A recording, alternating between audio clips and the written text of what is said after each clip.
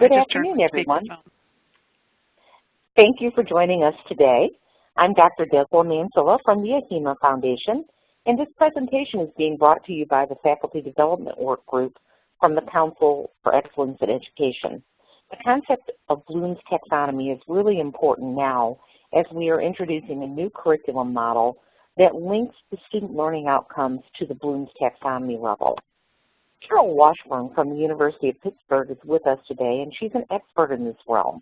We're happy to have her with us, and as she goes through her presentation, in just a few moments, she will give you a little of her history and biographical information as well. Just a few items of housekeeping before we get started. All of the lines are on mute except for the speaker's lines, and that's because with so many people on the call, we can get a lot of feedback, so we find it better just to leave the lines on mute. However, as you're listening to the presentation, if you have a specific question about the content that's being covered at a certain time, please feel free to go ahead and place your question in the chat box, and we will ask Carol to answer the question at that time. If you have a general question, however, we ask that you hold that until the end of the call. We have about the last 20 minutes of the call scheduled for questions and answers. At the end of the program, when you close out, you'll get a thank you page and an evaluation. First, we ask that you please do complete that evaluation because it's important to us to make sure we're getting the kind of information we need out to our educators and faculty. And also, that statement, that screen will include your CEU statement that you can print out. The PowerPoint materials that you'll see in the presentation and the recording will be sent to anyone who registered for the session today, and the recording will also be made available on CourseShare specifically for educators. So at this point, I'd like to turn the phone line over to Dr. Washburn, who will talk with you today and give us some great examples and discussion around the concept of Bloom taxonomy. Thanks so much. Thank you, Desla, and thank you for inviting me to do this. Let me tell you a little bit about myself. I am Carol Washburn. I'm a senior instructional designer at the University of Pittsburgh.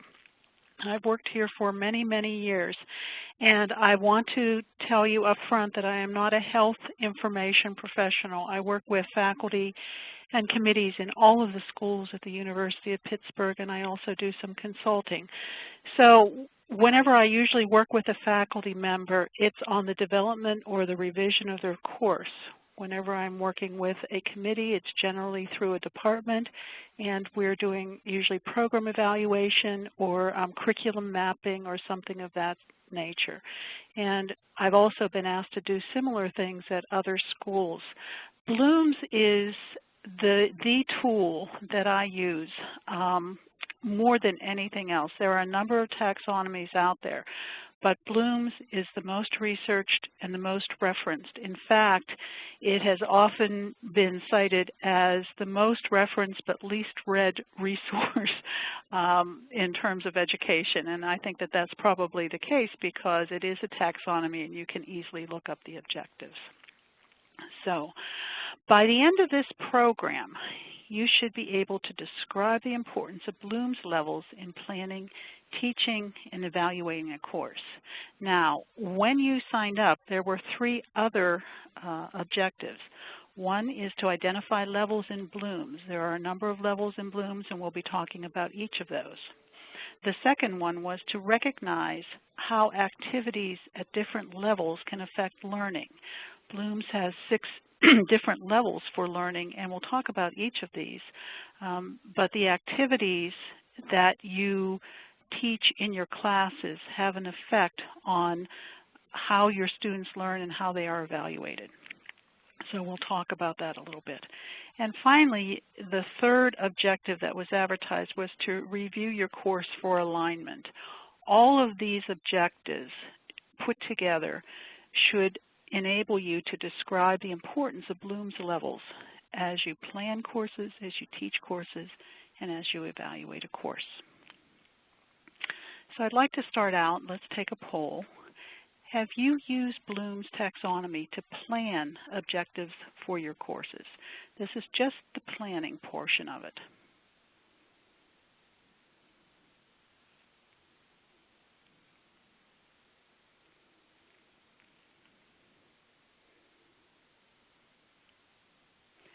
And Daniela or Esla, I'll let you tell me when it looks like we need to end the polling.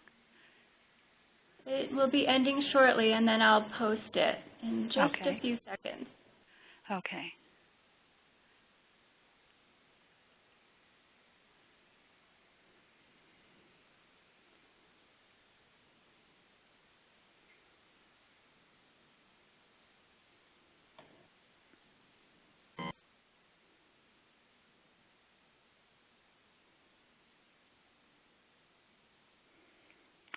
Okay, so wow, it's very even, or fairly even. So about 30% said they'd never use it, 27% said sometimes, and then 22% said always, and then 22% said no answer. Okay. Well, that helps me in terms of deciding how to present some of this information. Thank you. So let's go to the next one. I'm assuming that it's going to be even more skewed. Have you used Bloom's taxonomy to guide your teaching strategies? Now, teaching strategies in this case include whether or not you use traditional lecture methods, whether or not you use PBL or problem-based learning, whether or not you use maybe guided inquiry. So let's see how many of you have used it to guide your teaching strategies.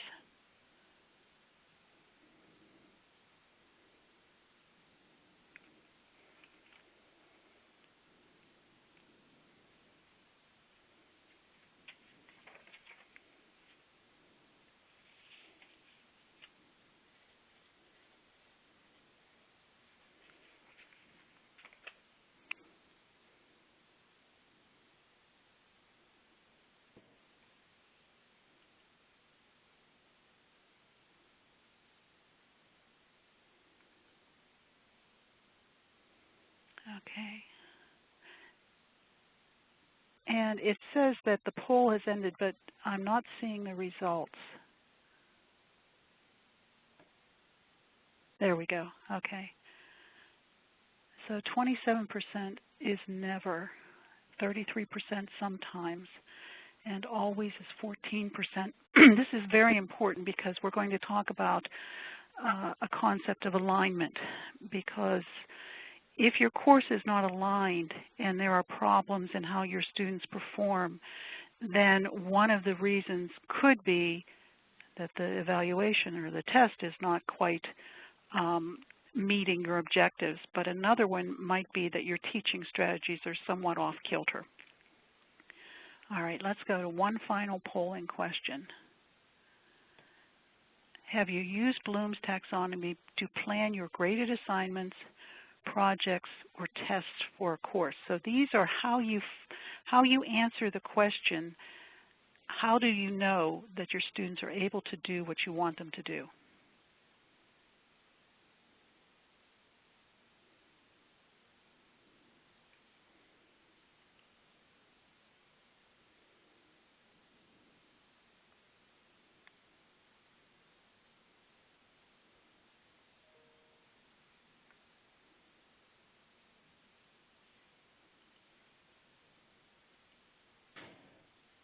Carol, there's about a 15-second delay until I can post the results. Okay.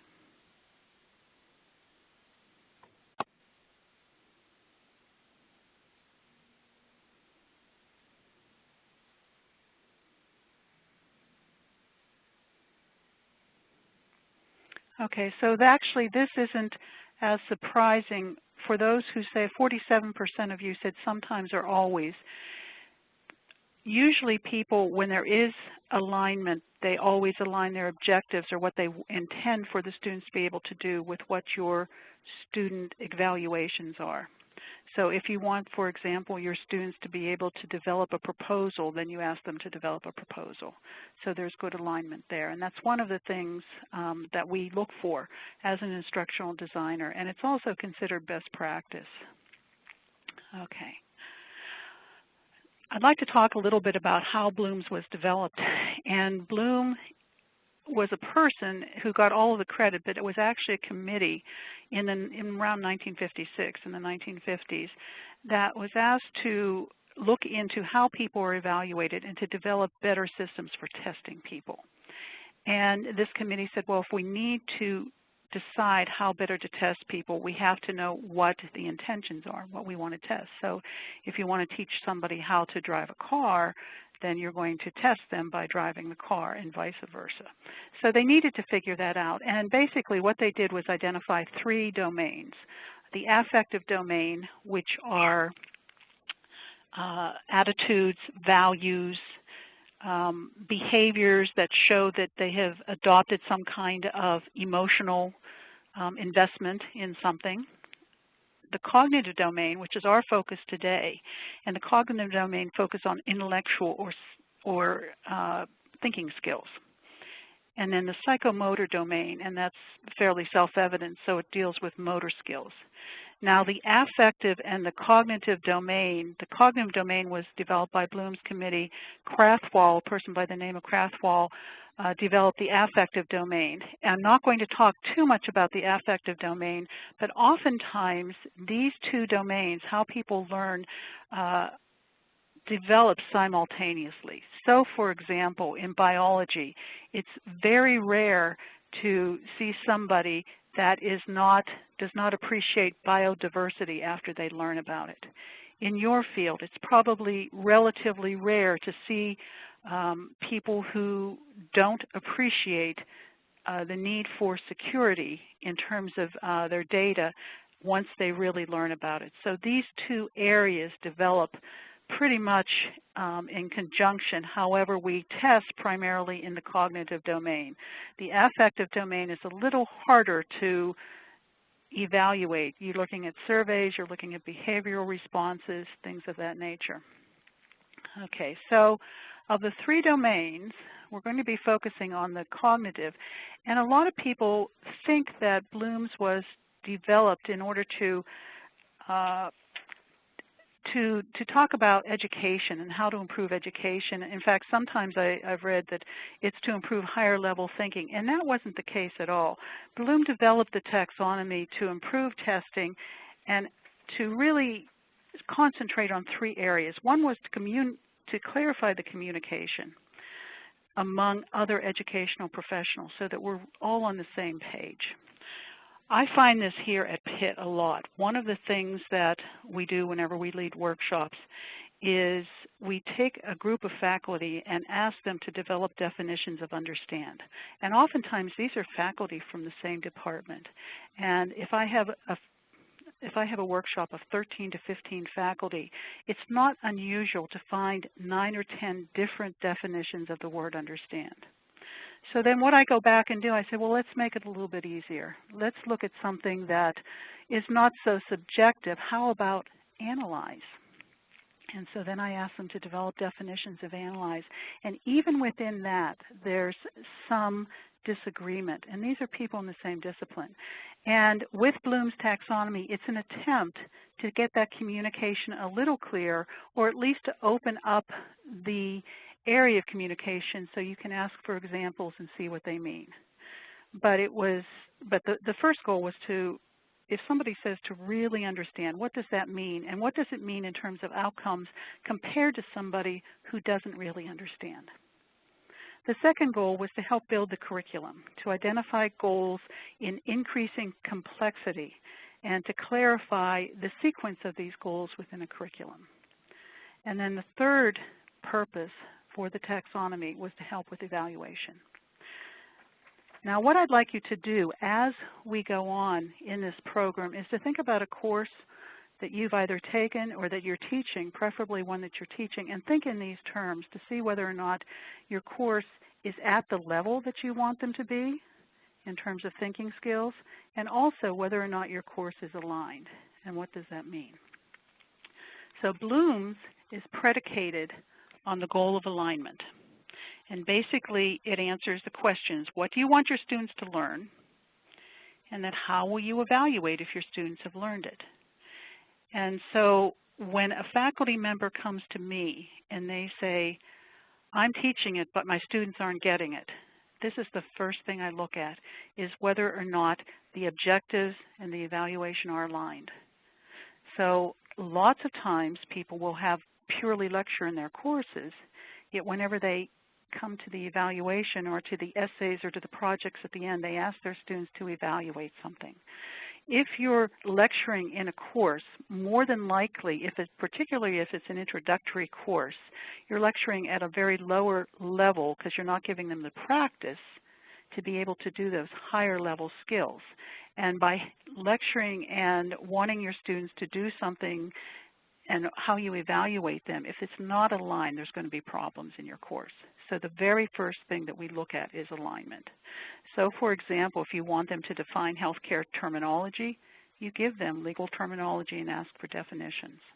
And these are very broad objectives. I realize that these objectives can be broken down.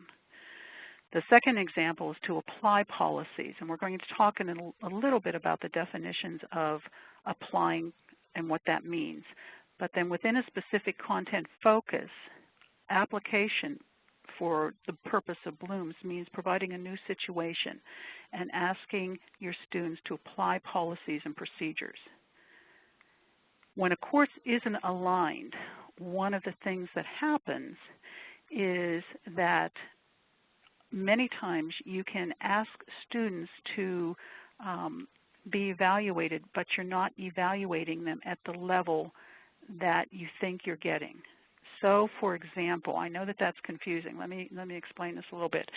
So, for example, if you want your students to evaluate something, you want them to make a judgment, you want them to recommend the best way of doing something, and you present your classes by giving them a lot of examples, and then you test them by taking one of those examples and putting it on a test. What you're really asking them to do is look at recall. Okay, you're asking them to remember what was in class and then spit that information back to you. That's not an aligned course. An aligned course, you would actually present them with a new situation that they haven't heard before and see whether or not they can do the skill.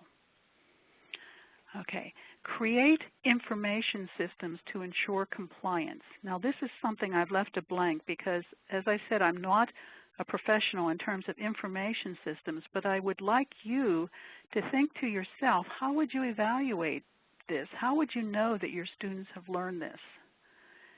What kind of a test question would you give them? What kind of a project would you give them? And would that project be aligned?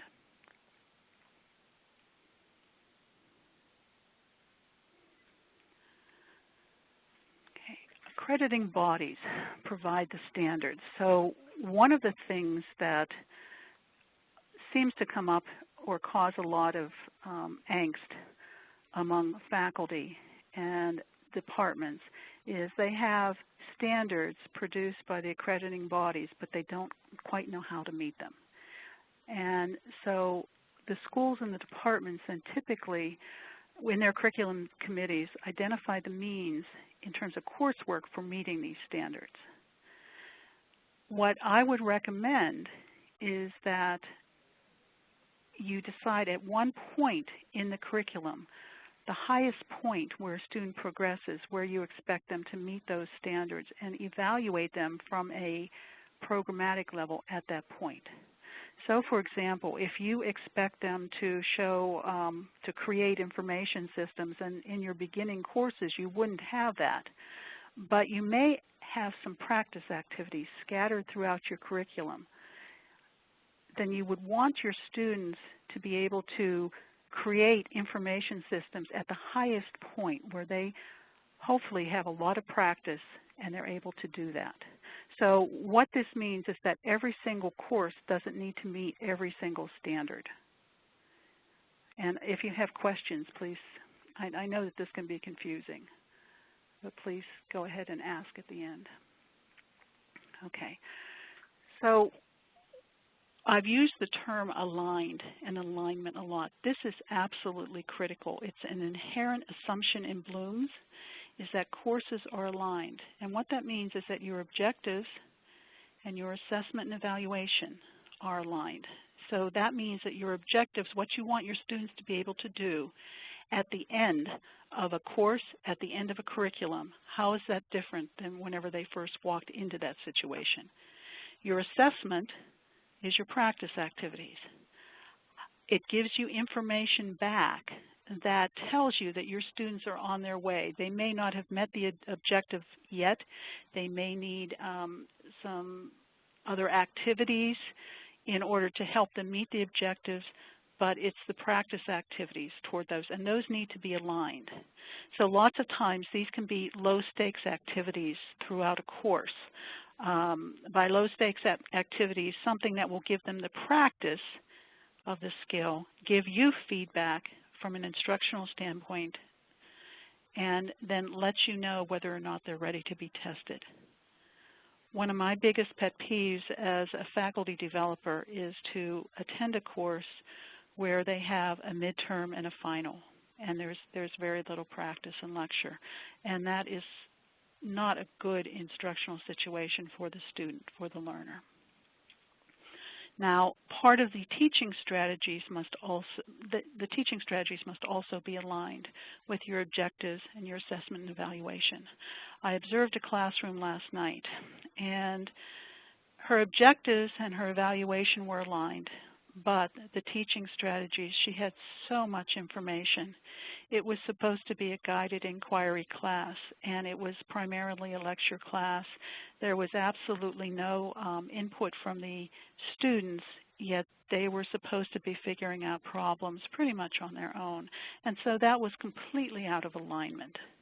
And I would imagine that the projects that they end up doing are not going to be as good as they possibly could be because of the misalignment. So let me ask you, if the goal of the course is to introduce both the practical and theoretical aspects of health informatics with a focus on health information management, the evaluation is to write up an empirical study of a chosen technology trend as a final paper, and the teaching strategies are readings and discussion summaries. Is this course aligned? And I think we have a poll for this.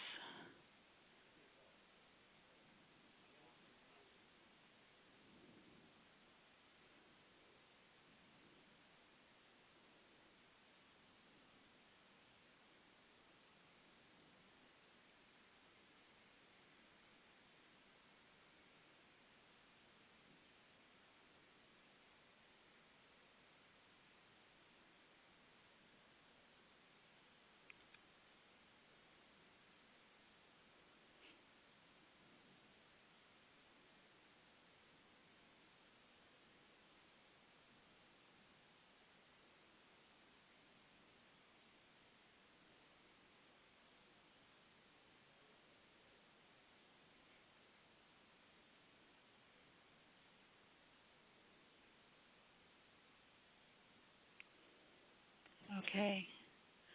Most of you had no answer, and or no, and you're absolutely right. By the way, I got this from a syllabus on the web, so this is not something I made up. I got this from an HIM syllabus on the web.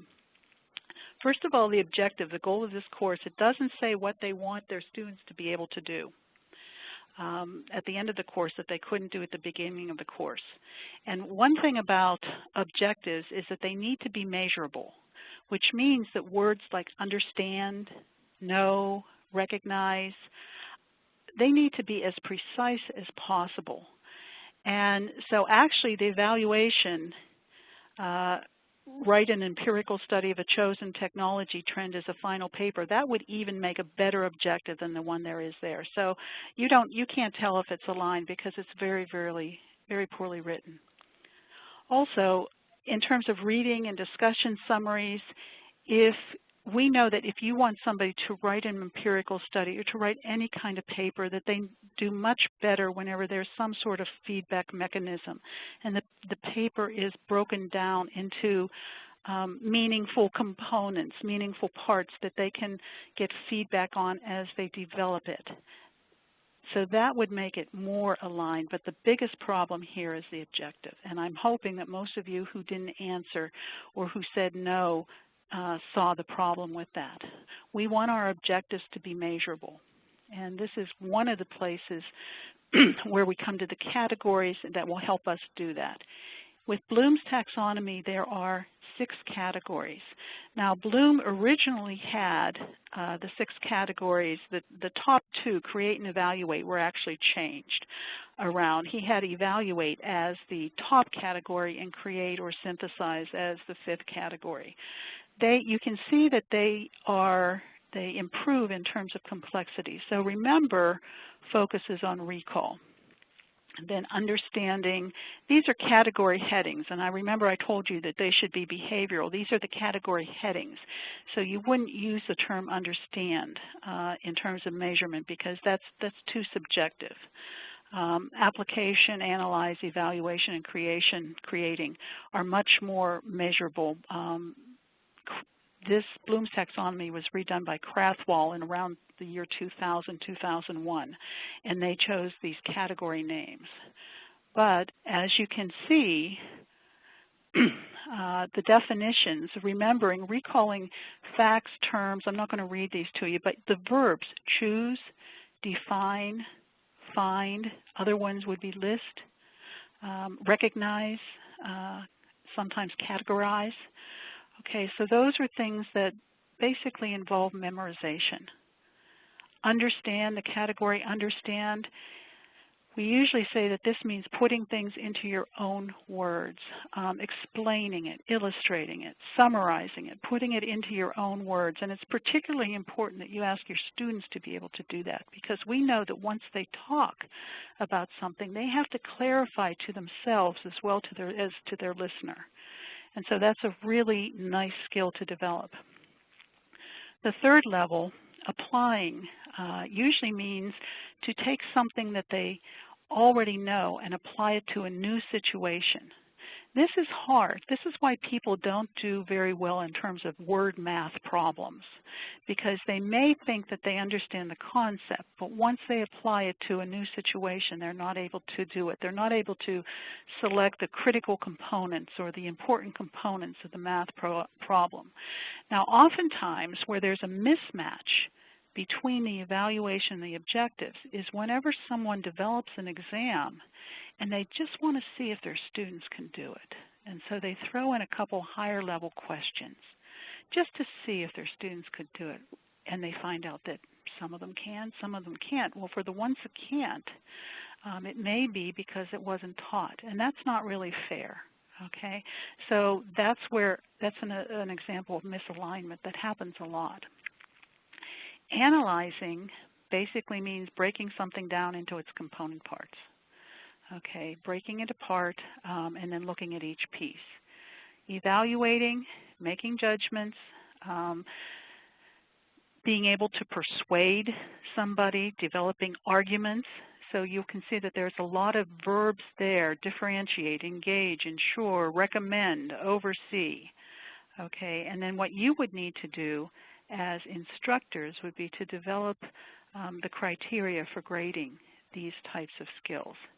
And then creating generally means putting things together, building, compiling, proposing information from a number of different sources to create something new.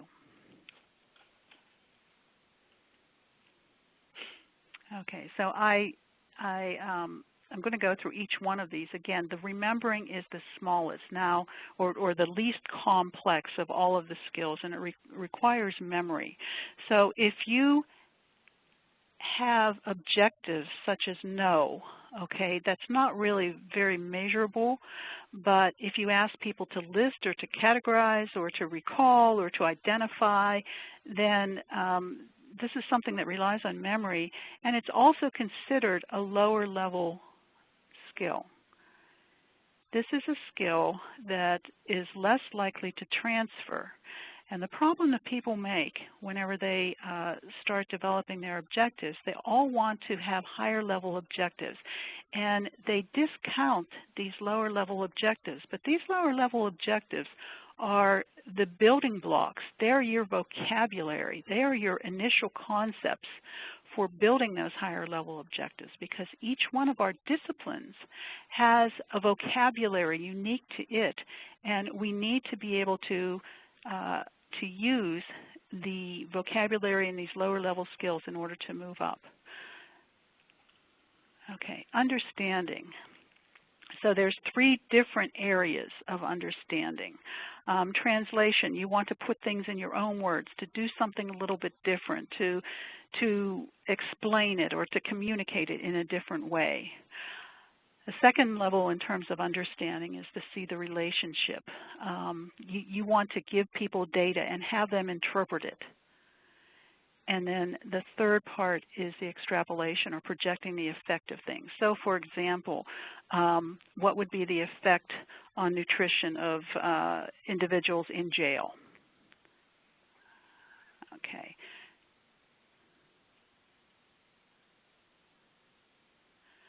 Now, as I said before, application is generally taking what people already know and applying it to a new situation. I think that this is the hardest level in Bloom's to teach to myself. It's something that requires a lot of practice. And if I hear from faculty that I'm teaching it, they're not getting it, usually what's happening is that they're trying to teach at a higher level skill, and the students are not able to accomplish the lower level skills. Okay, this often happens with application. The reason is that they have not been given enough practice in their classes. And so talking about problems that you want to solve and actually having people solve the problems themselves are 2 different things. And to have them practice it brings it into alignment in terms of application and teaching to this objective.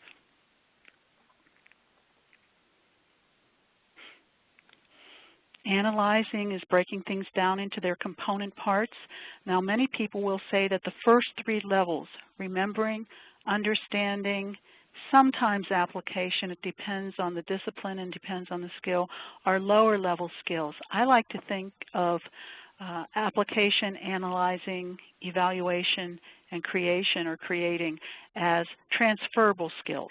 Because if somebody can analyze, if somebody can apply, and you give them new information, hopefully then they're able to take the old information and to apply it and keep on. So that these are the kinds of concepts from one course to the next that you want them to be able to focus on.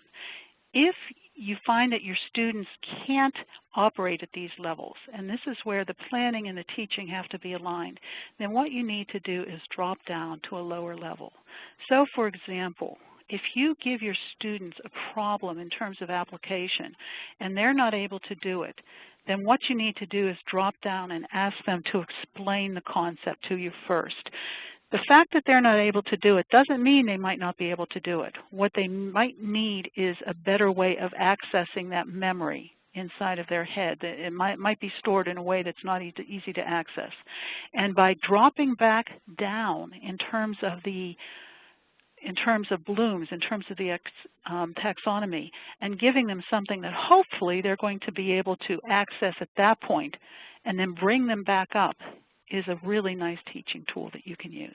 But you have to be familiar with the different levels in Bloom's. Okay, evaluate. I'm going to go back on everything that I've said so far. I've said that Bloom's is based on verbs, and the verbs have to be measurable. And actually, it's really not about the verbs. It's about what you want your students to do inside of their heads. So if you can say, I want them to be able to identify key trends in technology, that might be a real low-level skill if they've just heard a lecture on it. So that might mean to recall the key trends in technology. However, if you ask them to identify, give them a case and identify the most efficient way or the best way or the most cost-effective way of proceeding and to justify those, you've used identify in both areas. So you've used it as an identification or a lower level knowledge-based remembering skill, and then you've also used the same verb at the evaluation level. So whenever you think about these verbs, the verbs help with the communication. The verbs help with the communication, but it's actually what you want your students to go through inside their heads. Okay, and then create, make, or creating new original things. I still think, even though that they switched evaluation and create around, I think that they could be used. I don't know too many projects that are created where they haven't had to evaluate, or where you're evaluating something and it doesn't involve creation of something new. But these are both higher level skills, very high level skills that you want your students to be able to achieve by the end of a certain curriculum or a certain course of study. Both create and evaluate tend to transfer, and so that's good. They're also best taught in smaller chunks. Okay, so like I had mentioned before, you don't want your students to develop a term paper by the end and that be the only thing that they're graded on. It's much better if you can break it in small chunks and give feedback along the way. And then that's where the alignment comes in with your teaching and learning strategies. Okay, so to just review very quickly, Bloom's taxonomy is organized in a hierarchy. You need to, it goes from simple, to complex. These are the categories, but you should focus on measurable verbs, measurable terms, and that the purpose of Bloom's is to improve communication among educational professionals. It also, by the way, is a very good tool for program evaluation. Aligned courses are needed for effective evaluation. So if you have, your school or department has a mission, and both of them have missions that you want to accomplish, and then the accreditation agencies come with very broad outcomes that you want students to be able, prior to going into the field, be able to accomplish. They tend to drive the program outcomes and then your course learning outcomes. All of this needs to be aligned so that if I'm going in and you want to find out whether or not your program is effective, are you meeting what you intend to meet, then the first thing I'm going to look at is the accreditation outcomes and also the standards. And if they're not meeting it, then I'm going to go back to the courses and find out where the disconnect is in this whole alignment along here. So it's not only used for effective communication and clarity in courses between the instructors and the students, it's also needed for program evaluation and for communication within the departments, the schools, and the accreditation agencies.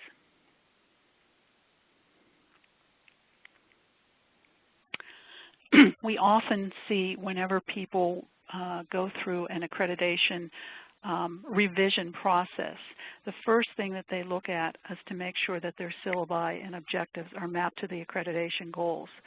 But at Pitt, what we found is that you also need to look at the evaluation, because the evaluation, and if people are not performing at the areas that you want them to perform, then the teaching methods or the evaluation are probably not aligned. So looking at your syllabi objectives are not enough. You really need to go back and make sure that alignment is in all three areas.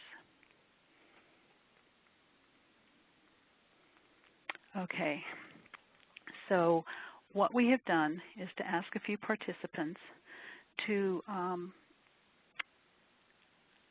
come up with an objective that would meet this outcome of analyzing HIM principles to court-related matters.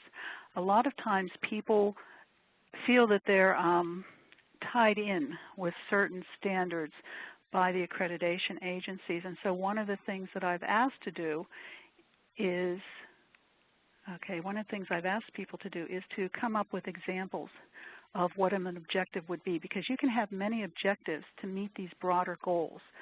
And so Desla or Daniela, is there a way of seeing what the participants have said?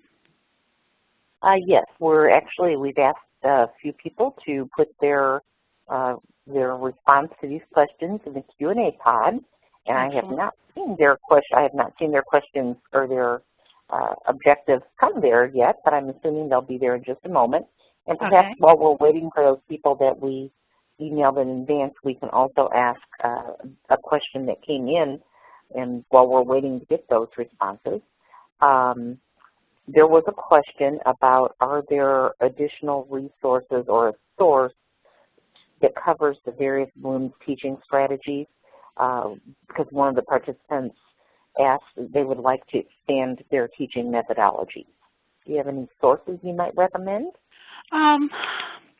It's usually parts of a course, and it's not just looking at the teaching strategies, it's looking at the strategies that are aligned with the various objectives. So I don't know of specific courses for the teaching strategies, but somebody from one of the other schools might. I really don't know. Okay, and that's good. And actually, the person who asked sent a follow-up question, and let me just verify it. The question is there a course for the various Bloom's teaching strategies? I don't know if this is something that you might have recommendations on a course this person could take, perhaps outside of a traditional academic process, or? If there's a beginning course in instructional design, that would be, and I don't really know of any that would teach it, but I'm sure they're out there. I'm just not familiar with it. Okay. All right, great. Thank you. And then we do have one of our volunteers put in, a couple of them that put in their suggestions, so let me read those to you. Okay. The first is analyze the relationship between malpractice and negligence. Oh, good. So do you want them to, my question then would be, if I was working with this person, you want them to analyze the relationship between malpractice and negligence. But I would question if they really want, is analyze what they want them to do, or is it compare and contrast? And if it's analyze, that's a very good skill. That's a very good skill. Okay, great. Is there any others? There is one other. Okay. It is comply with HIPAA privacy rule provisions specific to the procedure to address court order. I'm sorry, I didn't hear the end of that. So comply with HIPAA privacy rule provisions specific to the procedure to address court orders. Oh, court orders. Okay, comply with HIPAA.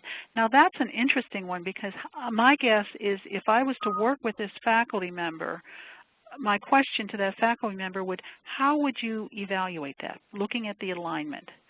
Because they're supposed to comply. So that would tell me that they're working with something or that they're creating something in order to comply, so that I could assess, that they are indeed aligned with those. But that's good. So that would almost be, gee, I wonder what level that would be, comply with it. That could be as high as an evaluation level. I don't really know, because I don't know the content area, and I would have to talk to that person. The whole point of this is to show you that analyze HIM principles to court-related matters is a very broad goal that is set by AHIMA, and that there are a number of ways of breaking it down to meet your goals. Okay? Okay, let's go to the second. Oh, go ahead. Okay.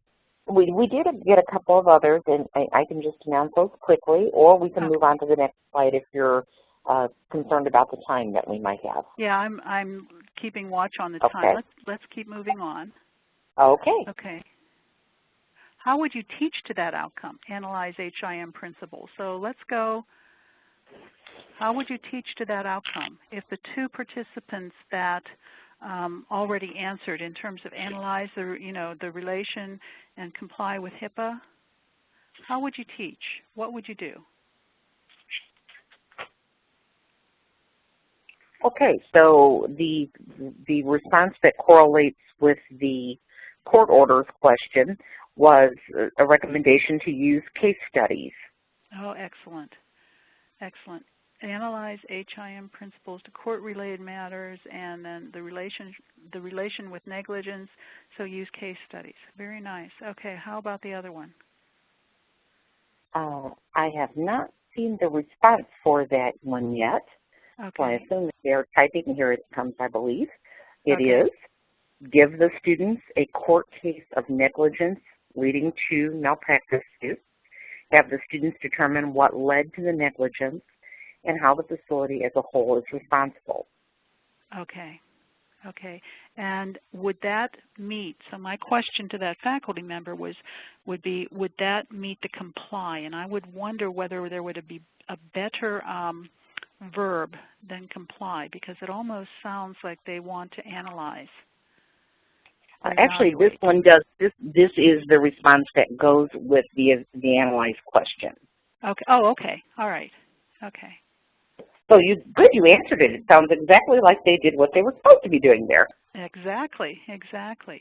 And there are a number of different ways of answering these. Okay. Great. Okay, how would you test your objective?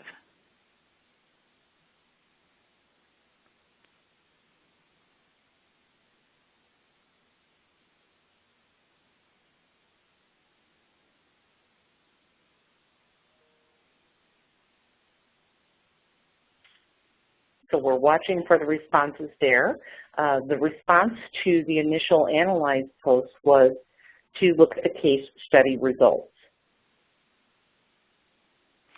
Okay, so my question to that faculty member would be the same case study, or would you give them a different case study? And I'm hoping it would be a different case study.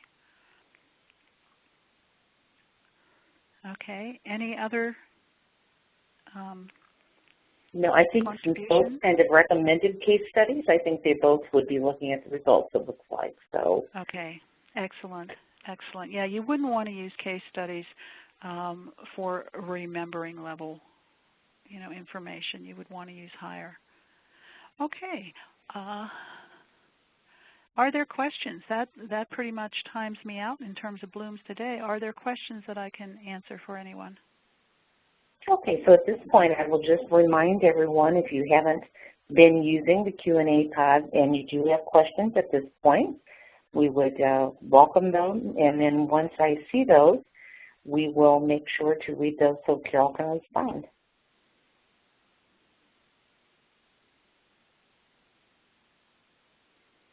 Okay, and I see you could ask students to explain HIPAA procedures for the second example.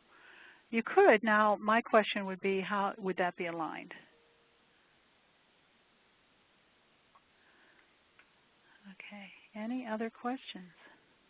I'm not seeing any questions at this point, but I have a general question that okay. Perhaps you can give us a little guidance on. Sure. One of the reasons that we felt it was important to have this discussion about Bloom's taxonomy was because we're undergoing a curriculum revision process. Mm-hmm. And in the past, in our previous curriculum, we had like kind of student learning outcome, and then we would have what were called affiliated curriculum components. So for example, I'll give you one that we had in the past. The student learning outcome was manage health data, such as data elements, data sets, and databases. That's the student learning outcome. Okay. And then the associated curriculum component, or the way that we always referred to this, was really the items that the instructor would be teaching, or the topics they would be teaching. Mm-hmm. Capture, structure, and use of health information. Mm-hmm. So in the past, the Bloom's taxonomy level, in this case, at the example I gave, it was an evaluating at a 5, was really linked directly to the curriculum component rather than to the student learning outcome. And I'm wondering if you might be able to comment on if it might be better to link to the student learning outcome and the reasoning that that might be the case. Well, I think, sure, it's nice to have it to the student learning outcome. Oftentimes the curriculum changes, and in your field I think it changes quite a bit, and quickly. And so you would want to link it to the outcome, because the outcomes are going to be the same regardless of how your content or your topics change. So the whole purpose of linking to the outcomes, again, is that clarity in terms of expectation, and to make sure that everybody's on the same page consistently from the lower level, the course development, to all the way up through the programs and then to your accrediting agencies. So it's clear, no matter what path you take, what the students are expected to be able to do, because that's ultimately what your objectives are for your students. You want to be able to have them perform at certain levels. Does that help? Yes, very much. Thank you. Okay, and in the meantime, we did have several other questions come in. Generally, we've had questions about will we be sending the PowerPoint? Yes, we will, but then there are some specific questions. One is a comment. One of our participants has a great list of action verbs that go with each of the categories. Is there a list of teaching strategies that are known to go best with each level? Not necessarily the best teaching strategies going with each level. As you go up, if you think of it in terms of, let me think about this, more information as you go up. So for example, when you're teaching concepts, okay, we know that to teach concepts, the best way of teaching concepts is, and this is more of a content area, so concepts, theories, principles, models, you would want to bring in more information and present more challenges as the students rise in terms of their skill level. So you want to start out with definition, and this can just be pretty much, you know, it could be just giving them the information and then having them spit it back to you and in whatever way. But then as they move up, you want to bring in more distractors, and you can do that in a number of different ways. I think the case studies are excellent, because what that makes the student do is to be able to pick out the critical information. In teaching concepts, we know that teaching examples and non-examples. And so there you would get into your compare and contrast at the understanding level. Now that's not necessarily tied with Bloom's. It's a ways of teaching different forms of information. There is a lot of research recently on what's called POGIL activities, or guided inquiry, especially in the STEM areas, in the sciences, in biology, in chemistry, in engineering. And guided inquiry, they found, is a way, even though you're using Bloom's to organize your questions, as you move up in complexity, the students are actually more responsible for their own learning, and there's a lot of research from NSF in terms of that regard. So it's not necessarily the mode of teaching, because you can teach a number of different ways. You can have self-paced on the computer. You know, we do that a lot for teaching just lower level skills. But once you get up and you want your students to be able to explain or to apply, it's sometimes very helpful if they're able to do that in groups, if they need to explain it to each other, so that they're not passive recipients of information. And the case studies, problem-based learning in some situations, not in every case, service learning. It just depends on what your goal is. Now, a lot of people will talk about different learning styles and cognitive styles and things like that, but if you look at all of the data, the best way of learning something is by doing it. So if you want your students to write, they must write. If you want your students to program, they have to practice programming. And that's something, time on that task of what you actually want them to do is the best way of teaching. Okay. And we have about 5 other questions that have come in, so I'll go through those. I believe the one that I'm announcing next, you've really just answered, but you might want to have a word or two to add in addition. The question is, since students learn differently, how does that affect the use of Bloom's taxonomy? Well, Bloom's taxonomy is, I don't know anybody that, given new information,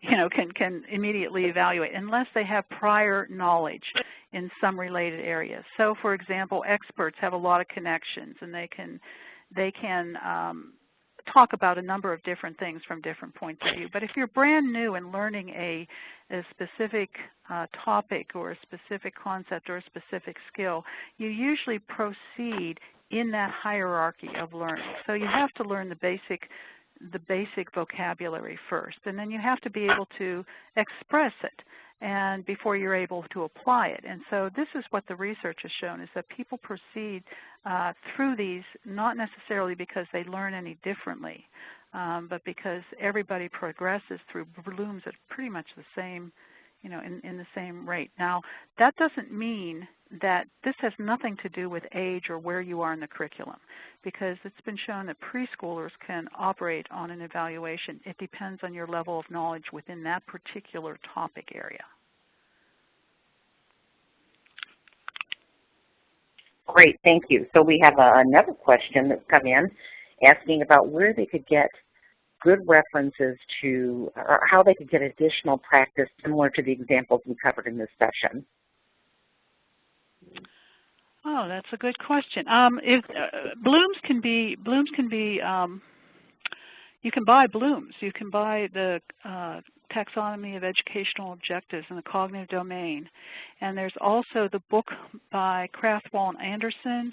Unfortunately, I don't have it on my desk right now, but that was 2000, and they have lots of examples in there in terms of test questions and methods, talking about teaching and,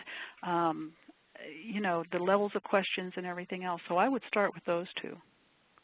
Wonderful, and that actually covers the next question, which was about where to find a good reference for Bloom's taxonomy besides this webinar. So thank you for that. I would go to Bloom's first of all. I would go to Bloom's. Okay. Go to the source, great. All right, so I have two final questions. Here is the first of those. Can you provide an example of a measurable objective? Sure. The students will be able to, let's do it going up the scale. The students will be able to define objectives. The students will be able to explain the importance of objectives. Given a learning outcome, a learning goal, the students will be able to develop objectives to meet that goal. Given a curriculum, the students will be able to break down that curriculum into the specific objectives. Given a curriculum, the students will be able to evaluate whether or not the curriculum is aligned with accreditation standards. So there I went all the way up. Wonderful, Except for create. I don't think I did create. Create your own curriculum. Yep, that would be a tough one. Okay, so the final question we have, and I will warn you in advance, this is a little specific to our HIM world, so but I'll read it. In a course like medical terminology, the only way for students to learn is for them to memorize. Students aren't retaining the many terms that are required. Should the objective state what words specifically to learn, because leaving a whole chapter of words seems to be impossible? Well, we know, I don't know specifically in terms of medical terminology, but I'll tell you what, I'm working on a MOOC right now, which is a course for massively open online, and it's about clinical terminology for international students who are going to be coming to the United States. And one of the things that we learn, or that we know, is that you learn within context. And so grouping, categorizing, we know that students have a much easier time if there is meaning behind the categories among all of these disparate words or disparate terms. And so if you can categorize them, that's the best way, I think, of teaching that kind of stuff, and then teaching them practice opportunities, lots and lots of practice within the context that you've been teaching them. We have, for the MOOC, we're going to have a very general overview for 2-minute video overview, and then the rest of it, there's no lecture, there's no anything. It's just question after question after question, giving them some basic rules for figuring out what the terminology is, what the abbreviations are, because that seems to be where people have the most problems, and then practice. you know, this is what a doctor says to you, or this is how would you write this nursing note, or, you know, whatever. And so giving them tons of practice. And it does involve a lot of memorization too. But the categorizing and making it into components that are meaningful are particularly important for teaching that type of information. Wonderful, thank you. And then we had a final, I think it was a recommendation, and I believe we can handle this, but Okay. there was a request from one of the listeners that we add a slide going through how you went up the scale with each of the, levels. So we can certainly capture that from the recording, and if you wouldn't mind, we'll insert a slide as we send it out to everybody who was on the call so they can have that specific set of, okay, so we will manage that and include that in the PowerPoint. Surely, great. Well, I cannot thank you enough for all your help on this, Dr. Washburn. It's been great information. I've gotten really nice comments coming into my email as well as what we're seeing here on the screen, so we appreciate you taking the time with us. Great. Well, good luck. This is a big effort, I know. Thank you all so much. Okay. Goodbye. Bye-bye.